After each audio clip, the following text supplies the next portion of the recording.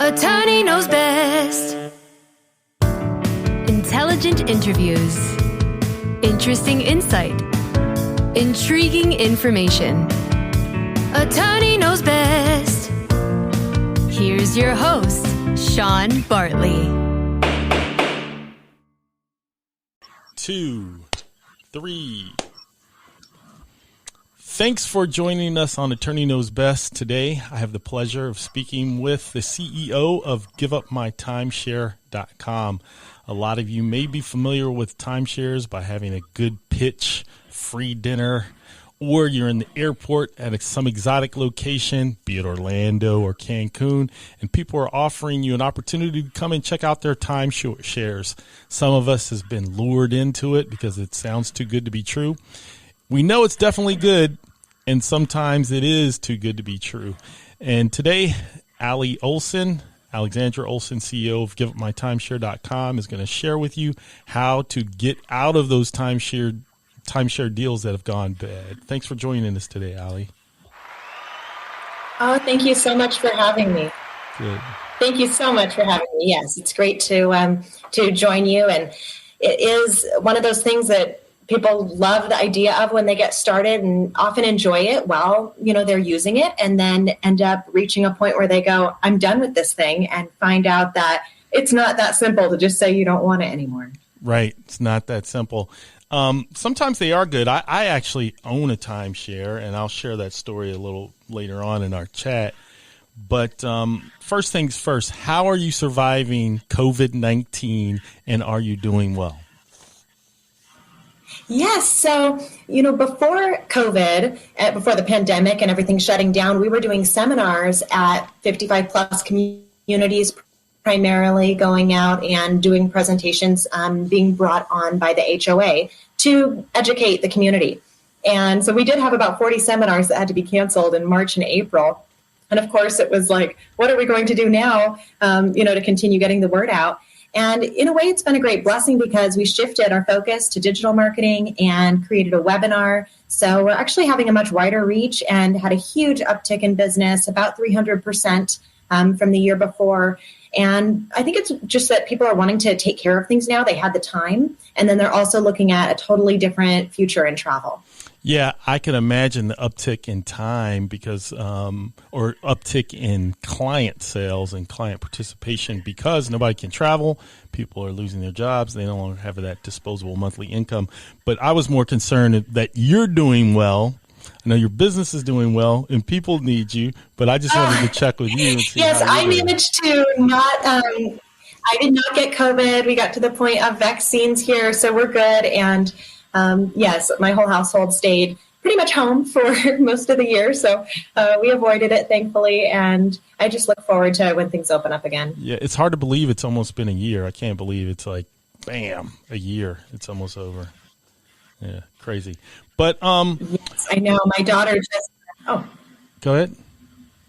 I was going to share that my daughter just went back to school after nearly a year at home. And she's in 6th grade. And oh my goodness, what a great time we had all year, but it's also really nice.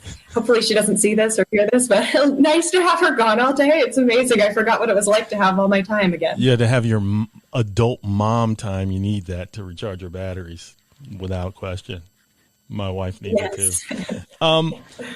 So how would you characterize a timeshare? Everybody goes, oh, it's a vacation rental, but I don't look at timeshares as like vacation rentals. How would you characterize a timeshare? So it is almost always a real estate, transaction. Someone holds a deed. And so generally a timeshare is a 1/52nd deed to a specific unit. So it's essentially you have purchased a certain amount of space and time in a property. It's just rather than being the whole property, meaning all of the days of the year, you have just a set 7 days typically. Yeah, and you don't even own a key. You don't own a wall. You don't own the carpet. You don't own the sink. You don't own anything. You just own the time there. How does does it different from a vacation rental, something that you may be sharing with somebody, or an Airbnb or VRBO, that kind of thing? Does it differ from that? Well, it is because you have the cost ongoing whether or not you're using it. So because it's, something that you own, you have an obligation to all of the insurance and maintenance of the property. So that's an ongoing cost whether or not you're using it. Whereas a vacation rental, you can kind of, use at your leisure and go when you want to, and that's when you're paying for it. And, to your point of bringing up Airbnb and VRBO and all the vacation rental options now, that's kind of what's making timeshares more obsolescent, is that it used to be, especially as they rose in the 70s and 80s, if you wanted to have vacations in a condo or, vacation home type of an environment, you really had to own timeshare to do that. It wasn't widespread, the ability to rent private properties. Right. And I think because the new vacation opportunities where you really get to go and pay as you go, I think that it's become more attractive than timeshares. And so the timeshare industry is a little bit more desperate to sell. And with a timeshare, one of the things, talk about how people have to pay for them and the ongoing obligation. Sure. Well, with timeshare, there's an initial purchase price. And that's usually, I think the average now is about $20,000. And, the timeshare industry does still do very well. And about $10 billion in sales in 2019, just as one example. So there's the upfront purchase price. And that's what is usually kind of considered by families when they're acquiring one. They're going, okay, $20,000. We probably would have spent that in 5 or 10 years on vacations anyway. What often is overlooked is the ongoing cost, which is the annual maintenance fee. And so that is on average $900 a year. So whether or not you're going on a vacation, utilizing it at all, or able to get a trip where you want to go, when you want to go there, you're still obligated to that $900 every year, and it often increases. Right. And during COVID-19, the $900, that doesn't go away. You can't travel. You can't get there. You don't want to go, number one, because they're usually high attended sites, meaning people from all over the country, and they're maxed out to capacity. You don't want to go, but you still have to pay, right?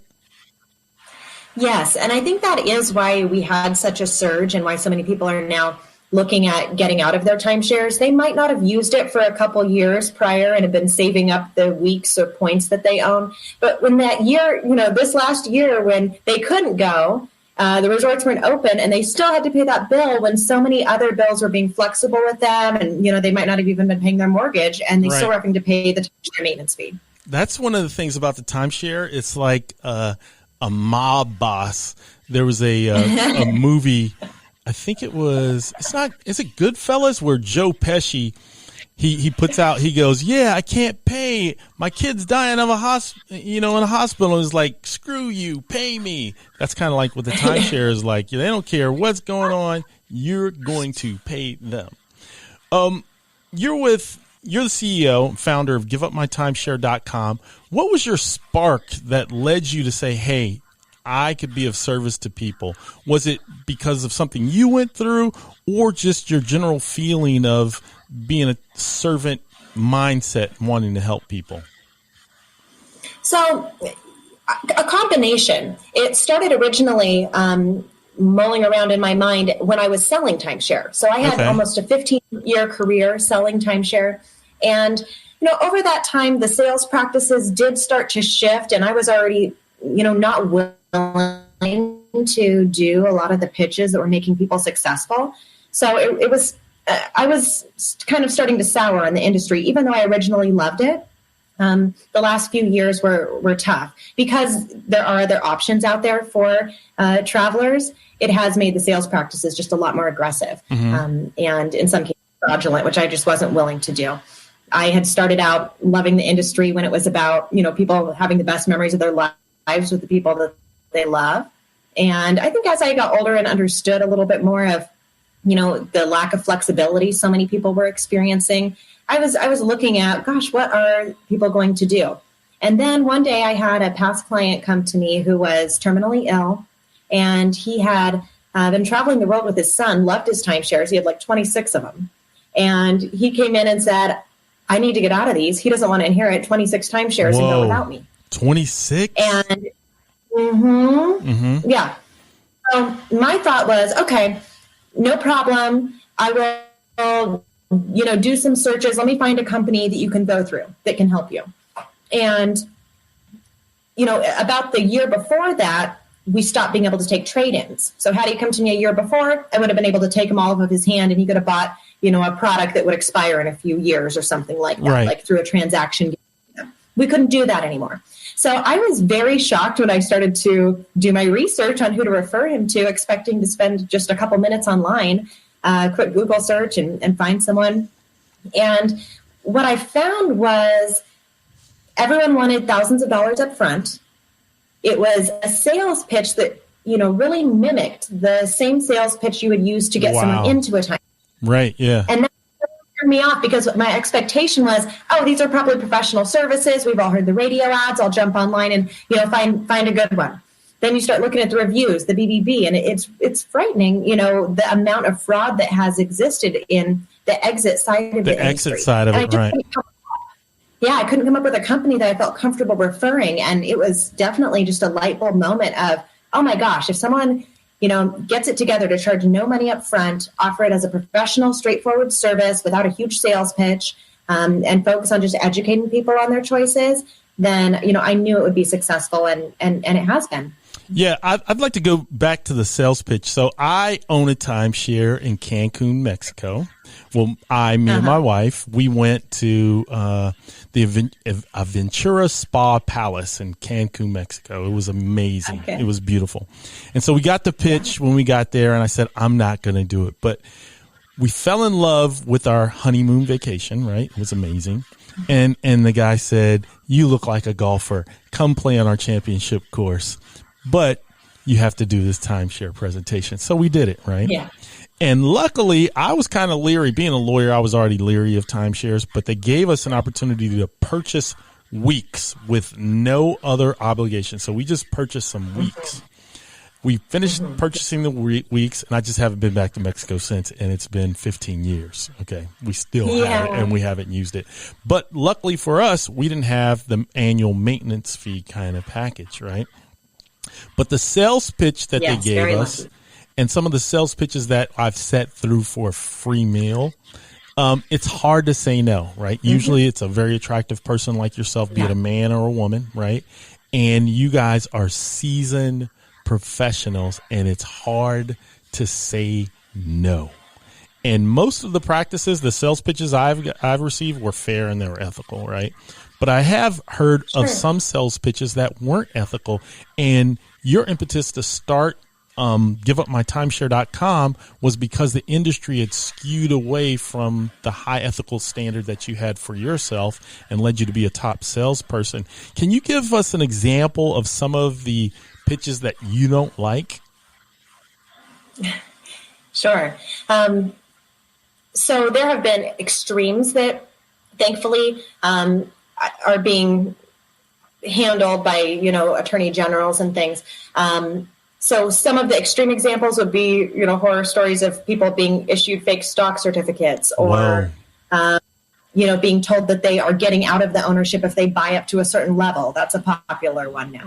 If you, for your ownership and spend another $100,000, you can be done with it. And we'll put you into this program that your kids get to pick if they're keeping it or not. So those are the kinds of things that really started to emerge about 5 years ago.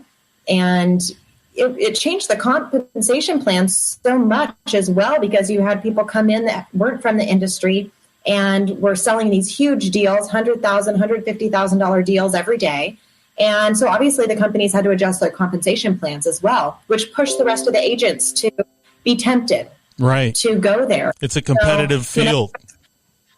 Yes, very competitive. And so in order to, ever hit top bonus, which if you were, used to following the sales process and, the sales process anyway is a little manipulative in the sense that, it's a very organized, offense against a disorganized defense, right? So, that's neat. That's neat. You put it that way. Because it's like a lawyer on the attack. With you, right? You're on vacation. You're having a good time. You're with people you love. And, if someone, is giving a good economical argument and all these justifications and reasons in an organized fashion as to why you should have more of this in your life, then, it's going to be tempting compared to if you were just, cold called to buy a timeshare. No one would really say yes to that. Yeah. So, yeah. You guys do a great. So the pitch really got out of hand. There was always what existed in the industry, what we call, pitching a little bit of heat, which is still a bad thing, but it just wasn't to the same level. That kind of thing would have been saying, oh, you can get availability anywhere. Maintenance fees barely ever go up. Those kinds of things would be what I call heat, but not deeply fraudulent. Yeah, I always liked the person that sold me the timeshare. I mean, the pitches were amazing. They'd show me maybe a high school photo. They'd show me a where they are now photo. They might show me a family photo. They might show me a picture of their children. And it was like a real relationship experience. And a couple of times there was this beautiful timeshare in Virginia Beach, Virginia I think it's called Ocean Air. Loved it. Loved the presentation. Loved the guy giving the presentation. And when we said no, he looked like he was ready to cry. And he goes, I thought you liked me. And I said, I do like you. And he goes, well, why won't you buy the timeshare from me? And he goes, you're the first person to say no. And he was this really handsome, suave guy. My wife thought he was handsome. He was handsome. All right, whatever. I would never go to a bar with him because I'd never get any attention. But anyway, and we said no. And he just couldn't believe that we said no. And he was making me feel guilty because at that time we had other financial plans. We were going to move from one house to another house. And I just wasn't going to do it.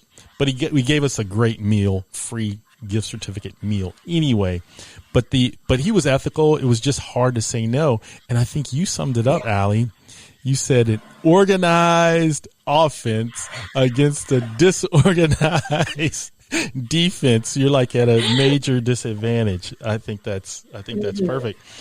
And that's why people need you, because the timeshare companies are ready and they're prepared for people to go back and say, I can't do this anymore. But just as well as they sold it to you, they're just as convincing to make you keep it and keep paying for it. And that's why people need you. Tell us how you deal with those kind of pitches when people come to you and they tell you the stories about what the timeshare companies are telling them and how they feel. I think that the biggest thing that everyone who owns a timeshare and, should know, and the first conversation to have is, don't feel bad. You're not alone. 10 million homes in America own timeshare. So it's certainly nothing to be ashamed of. And there's actually a lot of shame that can surround it. When we have seminars at the communities, people will walk in and see their neighbors and go, oh my gosh, you have one too.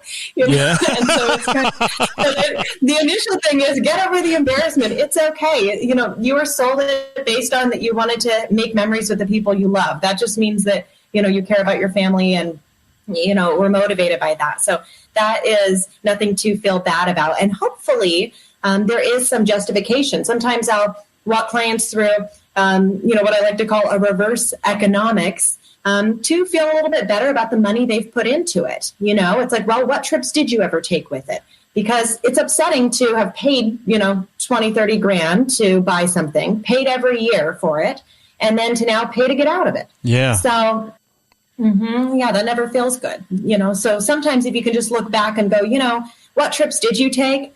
Would you trade the money for those memories with the people you love? And usually that can help in feeling a little bit better about it. So ultimately for our company, it doesn't really matter what you were told in the purchase. We look at the transaction from very much a paperwork perspective. What do we need to do for this particular unit to be moved, to be transferred? What is the process at the resort level? And, with dealing with over 6,000 resorts, that's where our focus is just being very professional. And really, because we're the only company I'm aware of and constantly researching my industry, we're the only company that doesn't get paid until close of escrow. Right. So we're very motivated to be the absolute best at completing the transaction. Yeah, that's a distinct advantage you have over other timeshare exit companies, is that you're not going to take a payment until and when they're out of it.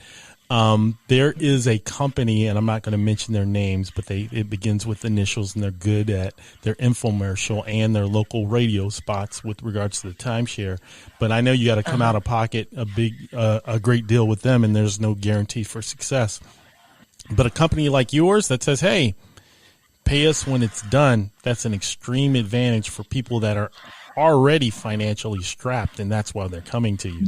I have a timeshare story. I'm a lawyer, right? And I had a couple, 800 credit scores, both of them. Okay. They met each other later on in life. They both had these high-powered jobs, okay, with the United States government. They both retired. They went on this beautiful retirement vacation at a timeshare in our wonderful state of Virginia. I'm in Maryland. There's DC, and then there's Virginia. And they bought 3 timeshares in 2 weeks. And within a year and a half, they could not afford it. And they were like, how did they sell these to us? And they knew what our financial situation was. They knew we were going to be on a fixed income because we retired. And they gave us financing to buy these timeshares. And I was like, ugh. I mean, they were at the point where they didn't even want to go through a timeshare exit company because they knew they were in a financial advantageous position to file what's called a bankruptcy. But I would have rather them hired a company like yours, but I am the opportunity of last resort as a lawyer, and I can help somebody file bankruptcy or file a lawsuit. But sometimes there's a less expensive way, and that's going through you, right? Yes. I mean, our fees are... Thanks for listening to AttorneyKnowsBest.com. If you hadn't heard, I'm using Anchor.fm to record this podcast. Anchor is the easiest way to make a podcast. Let me explain. First, Anchor.fm is free. That's right, totally free. There's creation tools that allow you to record and edit your podcast right from your phone or your computer. Anchor will then distribute your podcast for you, so it can be heard on Spotify, Apple Podcast, and many more. I listen to my podcasts on Google Podcast. You can make money from your podcast with no minimum listenership. It's everything you need to make a podcast in one place. Download the free Anchor app now or go to anchor.fm to get started. That's ANCHOR.FM to get started. Back to the podcast. Thanks for listening. Between 3 to 5 times whatever the maintenance fee is. And, I say that kind of loosely. It's very specific to what resort you own. Resorts have different transfer fees. Different states have different, and counties have different recording fees and title fees. So it varies greatly upon who you own with, where you own it, and then what the maintenance fee is. So, and we have a webinar that explains our entire process and kind of why we have to charge anyway. That's a question I get probably more than anything is, I paid $20,000 for it. I'll give it to you. Why do I have to pay you to take it? That's I wish logical. That I was in a position to run a charity, but that's not what we're doing here. We are a business, and ultimately there are costs in the transaction. So there's always the title fee, the transfer fee, and we have to plan ahead because we do vacation rental with the majority of them. Right. And so you have to plan ahead with. You can always ask this to any timeshare owner. You probably would know this too, unless you haven't tried to use yours. I don't know. But if you were trying to get the best possible reservation, how far in advance would you have to book that? The answer really is it's about a year in advance to get a good reservation. So if I have all the title and transfer fees, and it takes about a year to get the resort to give us the login and all of that stuff, now, to back up, the actual process for the client to get out of it legally, so they're never responsible again, is only about 3 to 6 weeks, usually less than 45 days. Us having usage at the resort level is a whole other story, and that can take up to another year. Sometimes we have to wait for the HOA meeting for them to sign off on all of the new, owners and give them access. So, it can take about a year there where I'm paying the maintenance fee. then another year to, book something good in advance. So we can't just take them on. We have to have, an exchange there to cover all of the costs and get it to the point where it's now a marketable property for us. Mm-hmm. You mentioned you had a client who had 26. No, that was your old client when you were working there. He had 26 timeshares. My client, which I had to file a bankruptcy for, they had, I think, 3 or 4 timeshares. And it was horrible. It was a nightmare. They were crying. As a matter of fact, when they had to file this bankruptcy to get rid of them, they ended up losing not only the timeshares, but some of their other properties because nobody was using this strategy back when I did this for them like 10 years ago. But I think your strategy is really advantageous. When we look at success stories and why somebody should say, hey, I want Allie Olson and her team to help us, give us an example of a wild success story where you help somebody get rid of their timeshare. Sure. And I think that the ones that make me feel the best are the clients we help get out of it that have been previously scammed. And we get a lot of that. Many come to us. They've already spent $5,000, $10,000, $15,000 with another company. Actually had a new transaction open escrow yesterday where that was the case. They had spent, it was around $4,500 trying to get out of their timeshare through a widely well-known exit, probably the most well-known exit company that's endorsed by, even Dave Ramsey. And, right, Dave Ramsey. And they had gone through this company. They were, thankfully, they were going to be, I will, say something good here is that they were supposedly they're going to be issued a refund because it had been almost 5 years and they still weren't out of their timeshare. Whoa. Paying that money up front. We opened up and expect to be closed within about 3 weeks.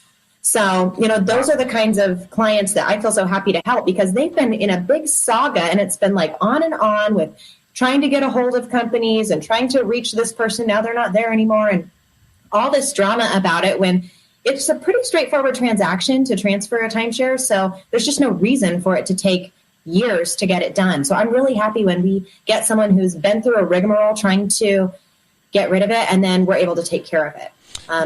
Another couple comes to mind, similar situation. And actually they even went on the news with me to be a success story, the Smiths, and they had the same situation. They'd been scammed previously. Thankfully, we were able to get them out of it. And in just like 2 months, they were done with it. So wow, those things that make me happy. Yeah, that would make me really happy. What if somebody says, hey, I would like to keep my timeshare. I have multiple, but I want to get rid of 2, want to keep 1, or I want to lower the rate. Is it possible to lower a rate on a timeshare, or you just got to get out of it? So we don't do any refinancing kind of things with it. And the interesting thing about timeshare loans is they're almost always a personal guarantee, not collateralized by the property. Okay. So what I would recommend for people is the same thing I would have said when they were initially, buying if they had a high rate, because timeshare mortgage, the loan rates are very high, typically over 16%. So, if you are in a position to refinance that loan, that would be a good idea, I would think, with, what rates are like now. Right. If you can get a better loan, just walk in your bank and get a signature loan. It's really common, actually, for people to come to us and say, I have 3 timeshares. I want to get rid of 2 and keep 1. We like this one. We don't like these 2. So that happens all the time, and that's okay. And sometimes they say, well, I want to see how one transaction goes first, and then I'll come back to you and do the rest. And that happens too. And it's like, well, whatever you want to do. So, most people do own more than 1. That's what I have been surprised to see, is that it's very common for a client to have 3 or more. Is there a way for the timeshare owner to make money on the sale, or is it just like they're so relieved to get out of it that they're willing to just walk away and take 0? Or, and that's a way to compensate you for your services, right? Sure. So if they want to do vacation rental with their timeshare, there's definitely ways to do that. And, ultimately we do that often. You don't make a lot.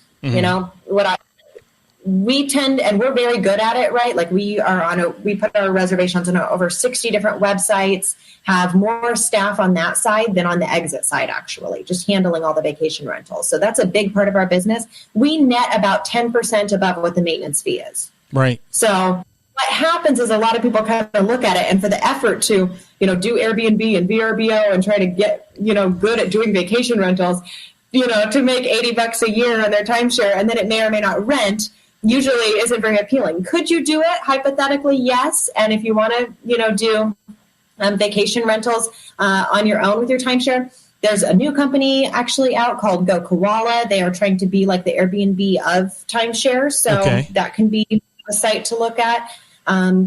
Redweek.com. So there are good sites for renting, but there's no guarantee you're going to rent it. And we experienced that only about 50% do rent. So you certainly want to at least pay for the travel protection so you can cancel and rebook if it doesn't rent and all of that. So that would be the rental piece. As far as resale goes, the resale market is very, very slim. There are extremely few timeshares which can be sold for a profit. Most cases, and you can look at this, if someone's wondering, they can look up their own timeshare themselves. If they own, whichever one, whatever yours, you type in the name and sale, and you'll see listings on eBay and Craigslist and stuff for a penny, and often advertising first year maintenance paid, all title costs included. So it's very unusual to find a buyer. And if you kind of think about it, no one really wakes up one day and wants to buy a timeshare. Yeah. It's something that is sold. It's something that's sold when you're there, when you can touch it, feel it, smell it, experience it. Nobody's just going to go to Craigslist and buy it. Nobody's going to go, to some newspaper ad and buy it. It's an experience thing. It's an experience purchase. It's a perfect way to put it. And then, the other thing is there was a little bit of a resale market about 5 years ago. On rare occasions, someone who already owned a resort would buy a second week there or something. Now, though, people are able to, at the drop of a hat, book wherever they want to online. Everyone's comfortable booking online pretty much. And the idea of being locked into an ongoing expense that you maybe can't get where you want to go, instead of just jumping on one of these platforms and renting where you want to for this weekend. The consumer confidence is very high now that you can go short notice on vacation wherever you want and have condo accommodations. Right. So that's diminished the resale market a lot. Right. You're extremely impressive, and you know this like the back of your hand. So you know the timeshare side because you worked in the timeshare industry. But I think the most important aspect of it is you're also a realtor. So that gives you a distinct advantage over other timeshare companies, doesn't it? Well, it does. I mean, what we see the business model of most of the exit companies, and I'm familiar with this because we do actually quite a bit of work for other exit companies now, something I never would have pictured would happen. And it's just started to happen organically where we'll get a call and it's like, or I'll get a LinkedIn message or something from the owner of an exit company that will go, hey, we have these deals that we've been unable to move. And I'm always, at first it was confusing. Like, what do you mean unable to move? I don't understand. And so I've gotten to understand what their business models are. Right. So usually what they'll do is they're just listing them on eBay or something for like a penny and saying that the first year maintenance is paid and then waiting for a buyer. So if no buyer ever comes along, they don't have a solution to guarantee their customer with. Right. So they'll come to us, where we can actually then take it and move it into vacation rental. So that's more of what's going on for the other exit companies. And so our advantage is definitely in understanding the process of a real estate transaction, approaching this from that perspective of putting it through a normal escrow and, having predetermined buyers ahead of time, whether that be travel clubs or, people that manage specific types of timeshares. We already have a solution at the time when we're writing a contract. We know where we're sending it and we're opening escrow and moving forward. If someone is skeptical about how effective you all could be because of the embarrassment, the feelings of hurt, and then wanting to protect themselves, and now they're full of skepticism, What would you tell a person that is trying to decide whether or not they should call Allie Olson and her company? So we have great reviews on BBB. We have recorded, this was kind of fun. A few months ago, I did a series of interviews with past clients. Those are on our website and on YouTube. So that is a great thing. But also just to keep in mind, we are not charging anything up front. We're putting the trust into the client that they're going to pay us, when we complete the work, instead of the other way around, expecting them to pay us and, up front and hoping that we get it done. So we've set it up so that it's in the client's advantage, and that they really don't need to trust us, right? There is no risk in our transaction. And that was very important to me, to eliminate any area where there could be any mistrust. There really isn't a reason for that in our transaction. So that's what I would recommend is, watch some videos of our past clients, read online reviews, and know that if we don't complete the transaction, we're not getting paid. So we're more motivated than you are. We've already done work and have investment. We have hard costs in that transaction, whether or not it ever closes escrow. We've already, have an obligation to the title company that we're going to have to pay them. So we are more invested in the transaction, being a positive experience and having a successful outcome than the client themselves at times. What can someone expect when they call?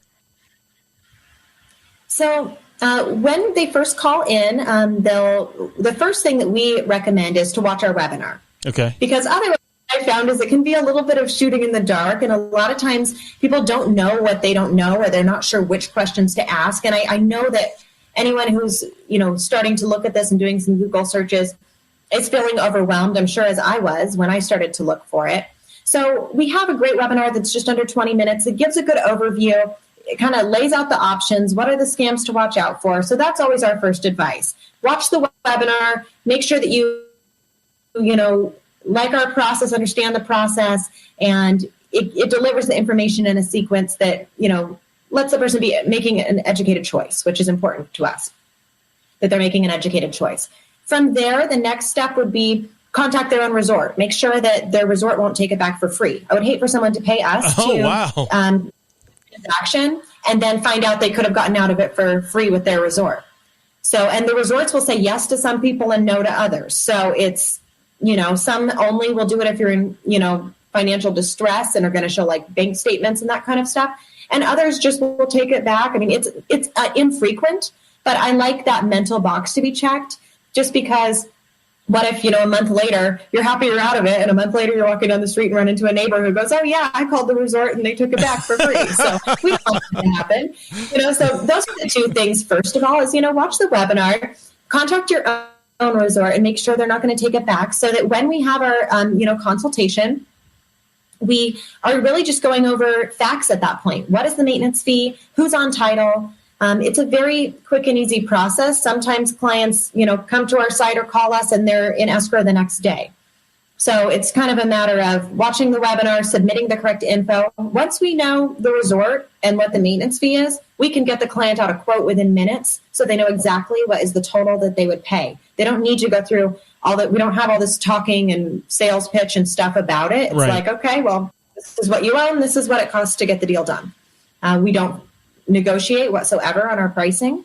It's a calculator, so that everyone who owns the same property with the same maintenance fee will pay the same fee with us. There is no question marks about that. Yeah, that's a great advantage. No nonsense, straightforward, no scam. You've been scammed before. We're not here to scam you. We're here to help you and save you. Yeah, most of our sales calls are less than 5 minutes long, because at that point, it's just a couple questions, sometimes just comments or feedback from watching the webinar. And, sometimes people say, oh, my friend, we have a lot of business referral also. So sometimes they just call and are ready to move forward. But then basically, if someone is then ready to move forward, they get the quote, they say yes. What we would do is send out a link where they're going to upload their documents, secure their IDs, a recent maintenance fee bill, copy of the deed if they have it. And then we're going to send out a contract for e-sign.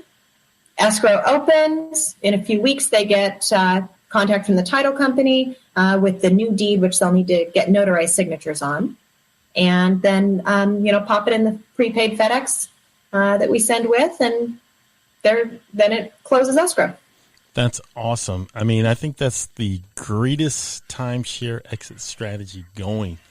If people want, are you partnering with people? Because you said some timeshare exit companies have called you all. If somebody who's interested in, helping their clients or their friends and family, could they contact you all and try to partner with you? Definitely. We're open to that. Where we have just a really high level of integrity is, for me, what's important is that the goal is to get in compliance. They want, and we have a few companies we work with like this. They've called, they didn't really know what they were getting into. Sometimes people get into this side of the industry. They have the sales skills. They're able to get the deals. Right. They didn't realize what was going to be involved with actually doing it. That's okay. So we're happy to then be like, okay, great, send us your deals. We'll, do the actual transactions, and you make a commission on it. So if there's a company that hears this and that's the situation they're in, or they just don't want to deal with the amount of follow-up and staff and everything, then we're happy to work as transaction coordinators, because that's what we are amazing at. I would dare say the best in the world at handling the transactions and our client follow-up. So that is something we're definitely open to.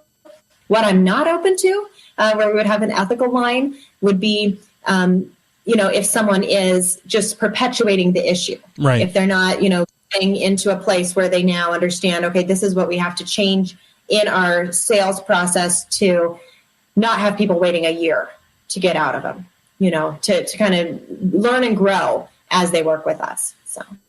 Sounds great. If people want to get in contact with you today, right now, what is the best way for them to get in contact with you? So they can either go to our website, giveupmytimeshare.com, or where they can submit their info right there. They'll be text a link right away to watch the webinar, or the webinar's on our website.